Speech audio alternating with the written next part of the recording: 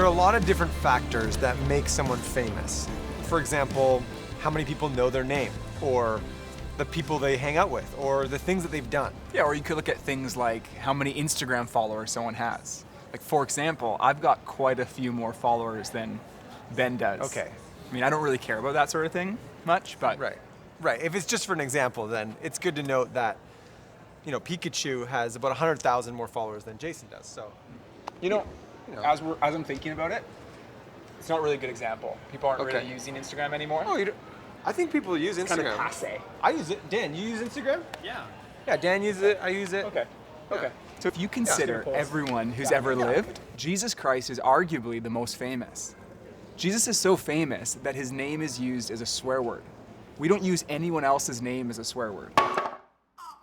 Benedict Cumberbatch! Taylor Swift! Justin Bieber, that's hot! Pikachu! Think about this with me for a minute. Jesus' life literally divides history. Our calendars are based on his life. History is divided into two main eras. Until recently, we use the terms BC and AD. BC stands for before Christ, and AD is Latin for Anno Domini, which means the year of our Lord. His influence is hard to miss. More songs have been sung to, more paintings have been painted of, and more books have been written about Jesus than anyone else. Time magazine named him the most significant person in history.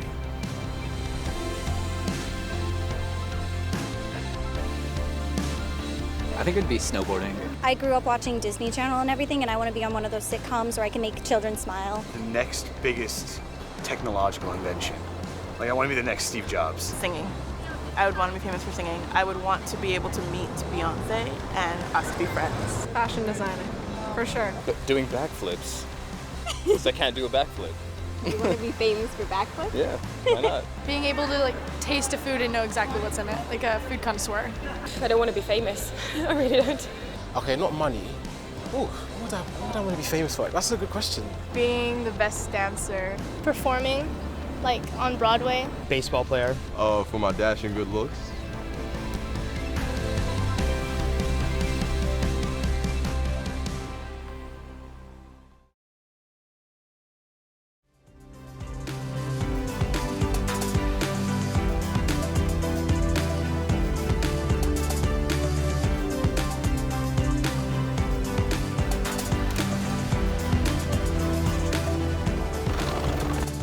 Up, we are on our way to Israel right now. It's so exciting. I heard they have really good food in Israel. Oh yeah, and it's also the place that Jesus lived. That's the main reason why we're going. That's why we're going. Hey, if we can get some good food, that's pretty exciting too. Awesome. Now you may be wondering, why are we talking so much about Jesus? Well, first, the life, death, and resurrection of Jesus is the centerpiece of the Christian faith. And Jesus' resurrection not only suggests that God exists, but that God should be seen and understood through the lens of Jesus. So who is Jesus? And what historical evidence is there for his life, death, and resurrection?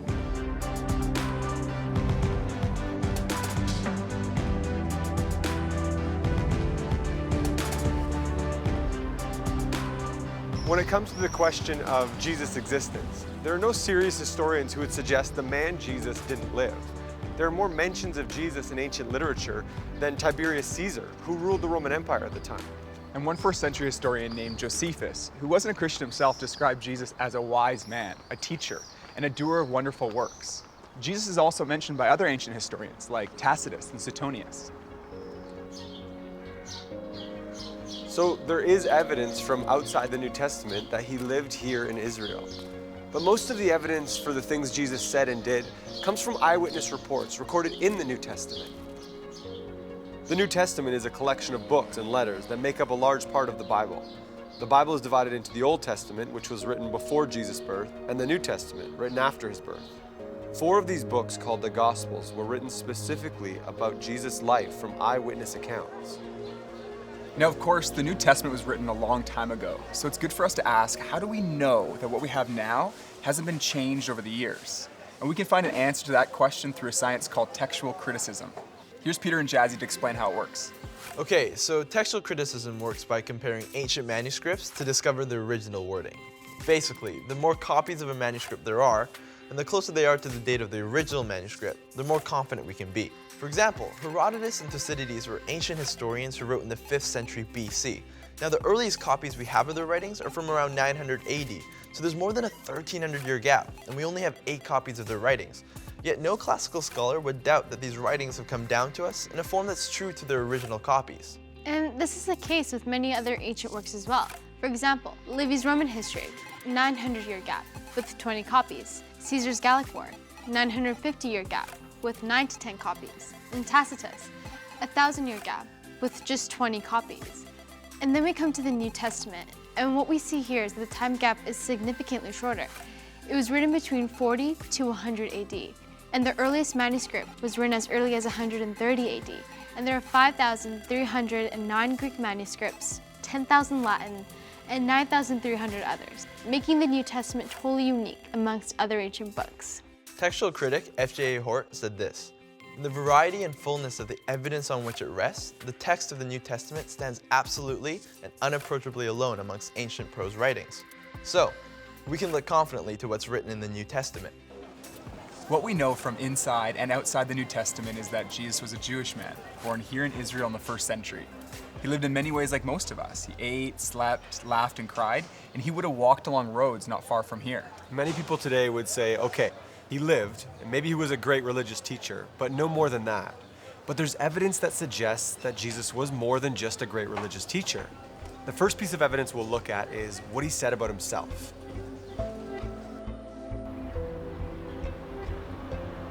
Okay, so what did Jesus say about himself? Because when other religious leaders might say, here's what's true, Jesus says, I am the truth. And when others might say, here's how you find full life, Jesus says, I am the life. Jesus said, I am the bread of life, as if to say, I'm the one who can fulfill that spiritual hunger in your heart. All of us carry around things like guilt or worry, fear and anxiety. Jesus said, come to me, all you who are weary and burdened, and I will give you rest. Jesus said, if you receive me, you receive God. If you welcome me, you welcome God. And if you've seen me, you've seen God.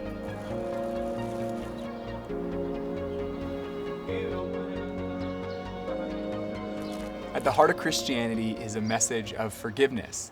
On many occasions, Jesus said to people, your sins are forgiven. And this statement would have made the religious leaders of his day furious because they knew that only God can forgive sins. So for Jesus to say something like that was to put himself in the same place as God. One of the most direct claims Jesus made is recorded in John's Gospel. He said, I and the Father are one. When the religious leaders heard him say this, they were so angry they wanted to stone him. But before they could, Jesus said, I have shown you many good works from the Father. For which of these do you stone me? We are not stoning you for any good works, they replied, but for blasphemy, because you, a mere man, claim to be God.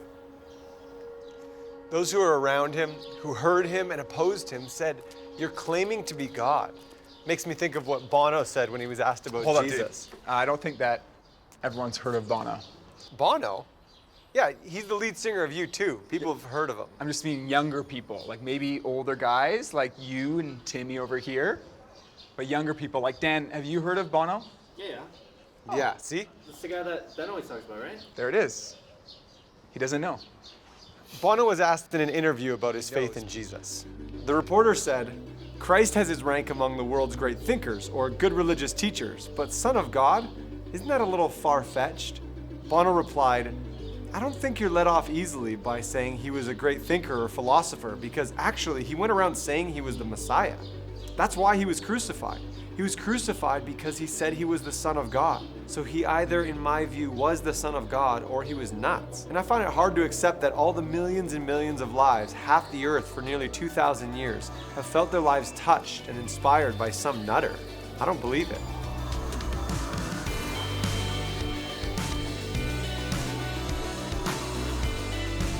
This has been around for a while. I don't know too much about Christianity, but I can say it probably because of like his words, like how his teachings. I think it's the whole martyr for a cause type of thing. I mean, I think that level of sacrifice people resonate with. I think generations of telling stories and ritual. Because somebody wrote a book about him. I never really thought of him that way. I never really thought of him as someone famous. Is he famous? I don't know. He's pretty famous. Okay. He kind of represents the ideal prophet that is encaptured in so many different religions and creeds across the world. He's the guy that has forgiven all of our sins. Like, he died on the cross for all of us, right? Because he's the only one that overcame death. It's because he healed a lot of people. Sandals. Sandals. Great sandals. What I do think is to do with like aggressive propagation of like Christianity. It's a character that lots of people just confide in, don't they? So I think that's probably why he's quite big.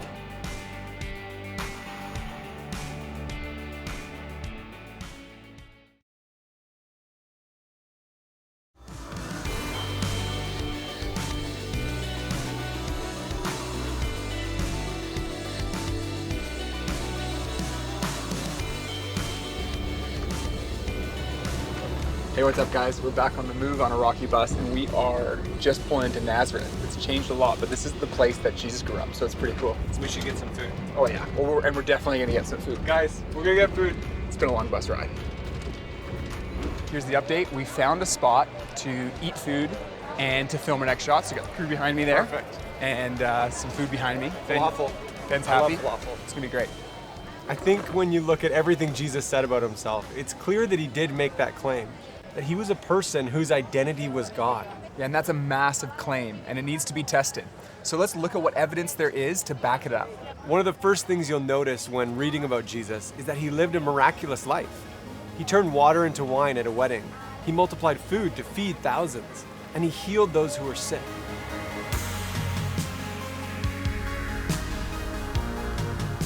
We're on the move with the crew today. Gonna be a good day, looking forward to it. That's the Sea of Galilee. This is the Sea of Galilee right here. Is it bigger or smaller than I thought? I don't know.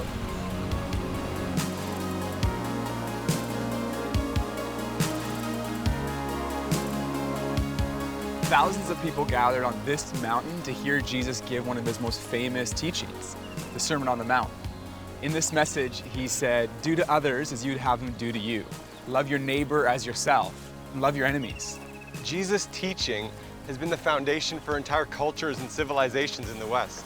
Many of the laws we have today were originally based on things he taught. After 2,000 years, it still hasn't been improved on. One of my favorite moments in Jesus' life is recorded in the New Testament by Jesus' friend Matthew. A man who suffered from leprosy ran up to Jesus asking to be healed. Now, leprosy is a brutal disease. It destroys nerve endings and often led to disfigurement and the loss of limbs. People with leprosy were often treated as outcasts because others were afraid to go near them. This man was so desperate that he knelt on the ground begging Jesus to heal him. And Jesus reached out his hand and touched the man, which is something no one else would do. And instantly the leprosy was gone. This is such a great picture of the character of Jesus. Not only was Jesus able to miraculously heal the man, he was willing to touch someone that no one else would.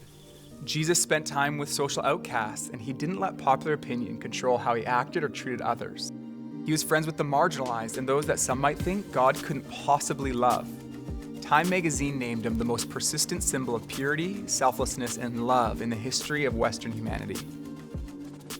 Okay, so while our primary source of information about Jesus is in the New Testament, we also see references to Jesus in the Old Testament, and that's the next piece of evidence we're going to take a look at.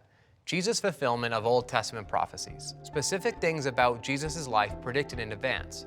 There's been no one else in history that has ever had a whole collection of books written about them before they were born.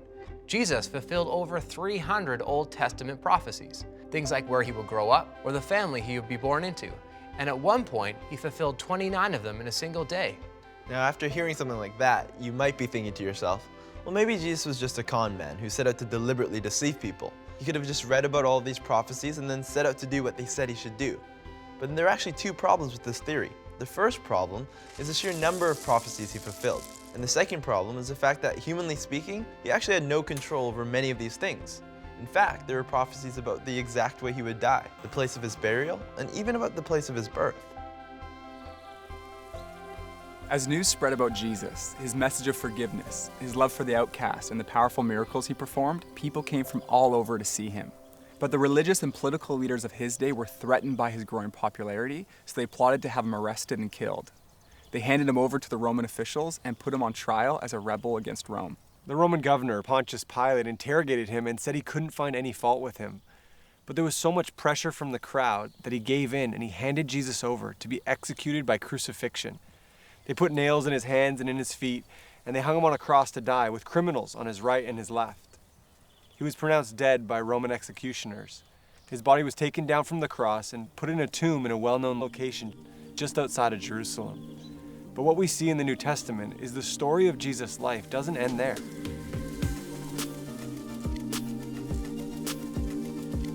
I think people think of Jesus as the long-haired guy in the movies. With sandals in a room? With a beard, who's having a hard time. Most people think Jesus is white. I don't know if that's true. I think people think that Jesus is just the guy on the cross. Growing up, I've heard that Jesus is a really forgiving person, like he's a friend. A wise person that, kind of wandered and taught and everything. Some people think he's the Son of God. Some people think that he's the Savior. God's son. He's kind of like the connection between God and people. I see him more as a historical figure. A good dude, and he was a prophet. Big, powerful guy in the sky. I don't know. I mean, he's got a lot of rules. They think he's a prophet. They think he's a good man. He's done a lot of good deeds. But a lot of people don't recognize him that he is also God. People kind of think like Jesus is same as God. They kind of put him in the same level as God. I don't know.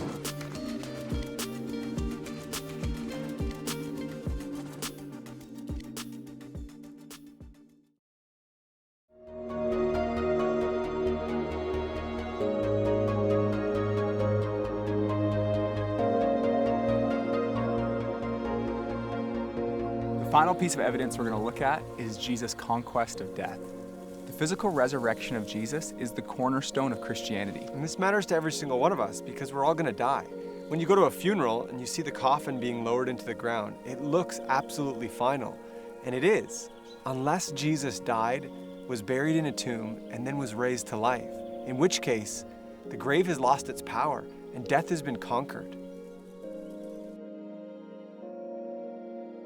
So I grew up in a family, there was no faith, no religion, no God, no prayer, no Bible. It was just, didn't talk about it. My dad was so atheistic that when my older brother was born a few years before me, his name's Matthew, and he said, we have to spell his name with one T as not to be biblical. I don't want it to be spelled like it's in the Bible. And so literally on his birth certificate, his name is spelled with one T. And then when I was 17, I was in high school, and I met a guy named Chris in woodworking class, and he came up to me and he's like, listen, this guy was, womanizer, drug dealer, whatever, the whole thing. And that's why I hung out with him. And he said, listen, I got my life changed by Jesus. And I'm like, well, what's this about? And so I began kind of exploring as a skeptic, which is what I was. So when Chris started talking to me about Christianity, as someone who grew up in an atheistic home, I wasn't just going to accept what he was going to say. So I was like, okay, did this actually happen historically? What's the evidence? Because I'm not a super emotional person. I'm not going to just buy into something because I get swept up in the emotion of it. So then what that made me do is I got to go investigate this stuff. So when I was 19 was the first time I actually walked into a church. And I found skeptics there, skeptics who were actually serious about answering the deep questions. It was all these people going, yeah, I have that question too, but here's what I found, this legit thing, and let's compare this and this. I started to open up the old Bible that my grandfather had given me. Because Christianity functioned around this person and not just ideas and philosophies, I had to figure out, did this guy even exist to begin with? I explored, I studied, I looked at it. So I saw in the Gospels he obviously existed, but then began realizing there's people outside of the Bible who have no Christian agenda who were all claiming he existed. And it was in that exploration that I actually came to realize that Christianity is not emotional. It's not true because I want it to be true. It's true because the actual tomb is empty. It was based on a historical event. And that's what I realized was different about it. So I began to realize that this is either the most important thing in the universe or it is the dumbest thing. It can't be half interesting. So after I had studied, looked at the evidence, I came to the conclusion that this wasn't just hopeful thinking, wishful thinking, that it was actually true.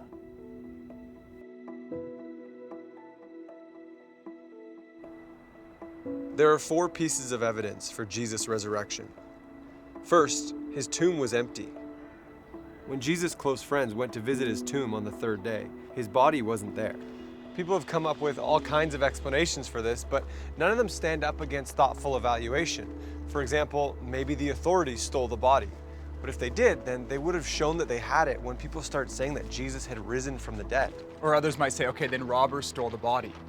When the disciples heard that Jesus had been seen, they ran to the tomb. Jesus' body wasn't there, but the grave clothes that he'd been wrapped in were still there. These would have been the only valuable things that the robbers might have taken.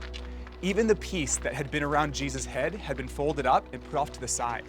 The second piece of evidence for Jesus' resurrection is his presence with the disciples. Jesus was seen more than 11 times after his resurrection, and on one occasion by a group of around 500 people. Now some might say, well, that could have been a hallucination. But think about it. 500 people can't hallucinate the same thing. The third piece of evidence is the transformation we see in the disciples. Here's a group of people who were devastated that their leader had been killed, and they were afraid themselves that they would be arrested and killed. And then suddenly, they were transformed. Instead of being discouraged and fearful, they were full of hope and courage. And they were so confident in the message, they went around telling everyone, Jesus is alive. And many of the disciples were later killed or tortured because they wouldn't stop spreading this message. Why would someone be prepared to die for something they knew wasn't true? But the disciples believed it was true. It had transformed their life, and this extraordinary movement has spread all over the world. And that's the fourth piece of evidence. Jesus is still impacting lives today. There are now more than 2.4 billion Christians around the world, representing every ethnic, economic, and social background. The disciples spoke about a risen Jesus, and there are billions of Christians around the world today who also speak of an encounter with the risen Jesus Christ. So how do we respond to all this? It seems clear that Jesus really did claim to be a man whose identity was God. And when we look at the evidence, his teaching, his life, his character, his fulfillment of prophecy, and his resurrection from the dead, it all provides strong support that what Jesus said about himself was true. And this truth isn't just head knowledge, it's truth we can experience in our hearts. I've experienced a relationship with Jesus, and it's changed my life. And that's what Jesus wants for each one of us, life, and life in all its fullness. God has revealed himself in Jesus. Jesus really is who he claimed to be. He really did rise from the dead. And that means there's hope beyond this life, and there's hope for this life. And that's what I've found, and you can too.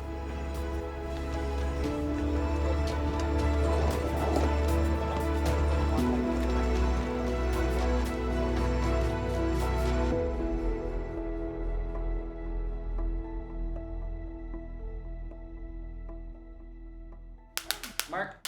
Benedict Cumberbatch! Taylor Swift! Pikachu! Yeah. It's burning, it's burning, it's burning. I did it again. I didn't mean to that time. Mother Teresa, man! Sting! Khloe Kardashian! Samuel L. Jackson! Buzz Lightyear! Oh! Did you just... Sorry. Too far? Pikachu!